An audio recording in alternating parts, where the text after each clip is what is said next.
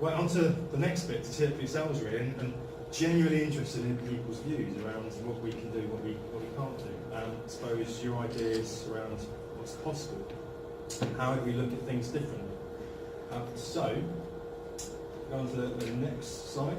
So the last 6 months, a number of organisations across the city have been really busy mapping out the entire city as far as we possibly can, having conversations with all sorts of community groups, organisations, services to find out what's on, where it's on. And here is a map showing what that looks like, but a big map. So each thing's a bit different. So everything which is red suggests there's something around healthy lifestyle, so physically active, mentally active. Everything with a cup of tea is something which is social, just somewhere to meet other people. Things with the pound side are things where people get debt and benefit advice, so maybe access to employment. Things with their heart are things which specifically support carers. And things with the house are things like handy-person gardening schemes. I think we've got a really good flavour. It's not perfect. I think we're starting to get a really good flavour of what there is across the city. The really good thing about this is we now know where we're particularly strong, where we've got lots of things. It's also starting to show where we're lacking in some things, in particular places but across the city. So we know across the city, from looking at this, that probably some of the support for carers is probably in the wrong places. We need to do something around that. We know that the debt and benefit advice is also probably in the wrong places. We need to do something about that. And we also know that in terms of handy-person gardening schemes and other things we support at the moment, we simply don't have anywhere near enough of that. Which is really useful. We're going to start looking at in terms of what can we do at a city level to do that. And then also through each constituency, they'll also start looking at what they can do within the partnerships and the funding which they've got. We move on to the next one. So here are some other things which come out of that sort of mapping work and conversations over the last 6 to 8 months. So on this side, these are all the sort of big barriers and challenges and issues. So the things which are going to get in the way of some of our aspirations in terms of we can have a really good offer for older people in their community, but these are things which are going to hold us back. So part of the discussion is how do we look at these? How do we look at them differently? How are we looking differently in terms of traditionally, if I look at transport, one conversation I had on Friday with about 20 people, the first assumptions tends to be, well, what services can we put in place? What can the council do?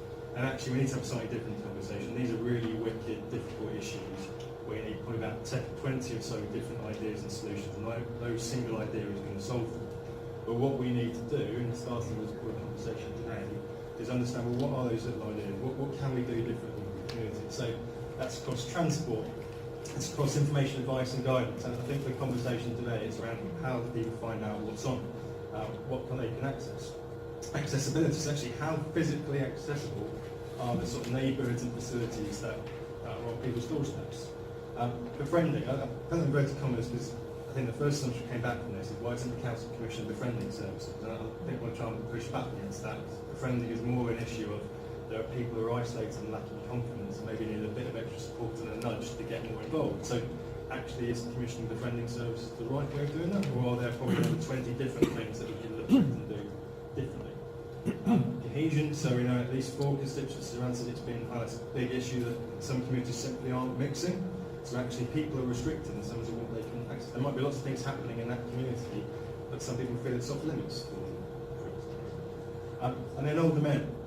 Constant consistent feedback across the city is that there's simply a lack of engagement by older men in their community in terms of activities, clubs, services.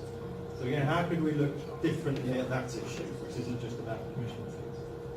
And then the bits over here are the areas which we don't really do as a council. And it's probably a bit of a feedback from yourselves around, should we be involved in these things? What would be your views?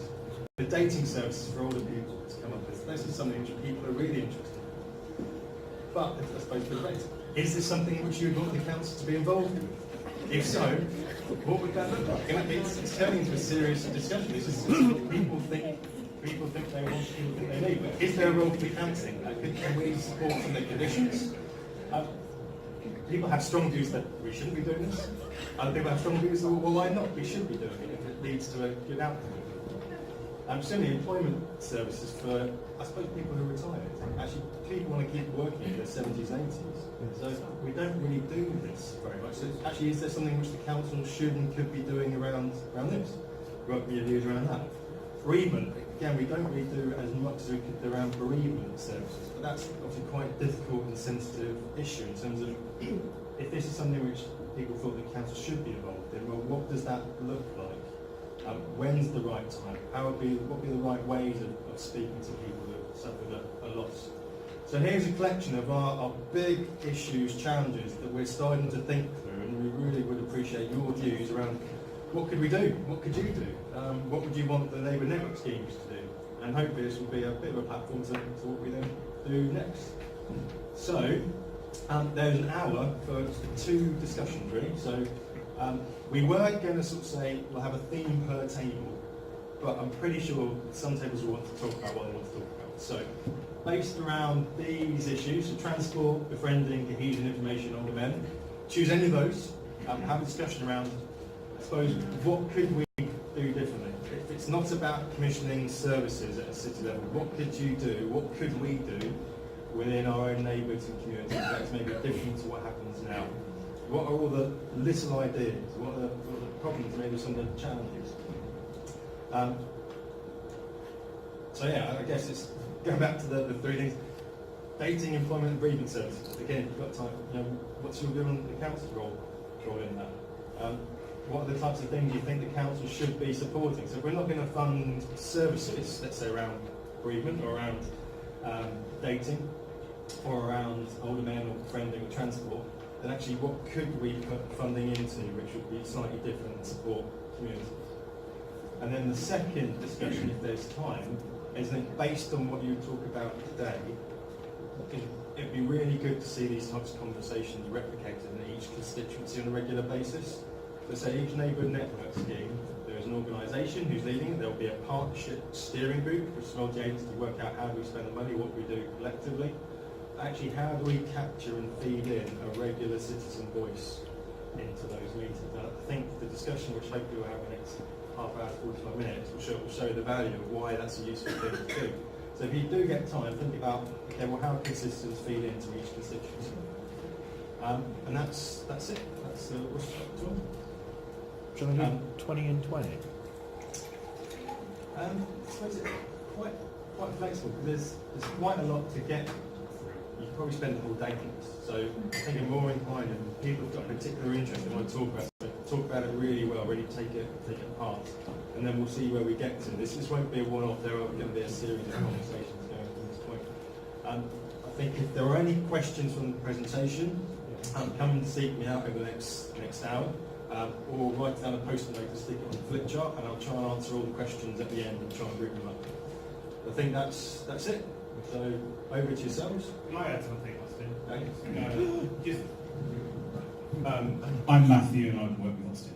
Just to say to you, if you go back, Simon, to that slide with the circles all over it, it'd probably work best if you pick any of those issues that interest you, but just pick on a post-it, just write transport at the top and what your ideas or responses are, because that will help us. We can collect them back and theme them together. So we've got a few post-its around. It's just a suggestion for that first exercise. Yeah. So we'll be around. We'll come around if you've got questions or there's things you don't quite get. But Do you want that? yeah, I suggest just leave that up now.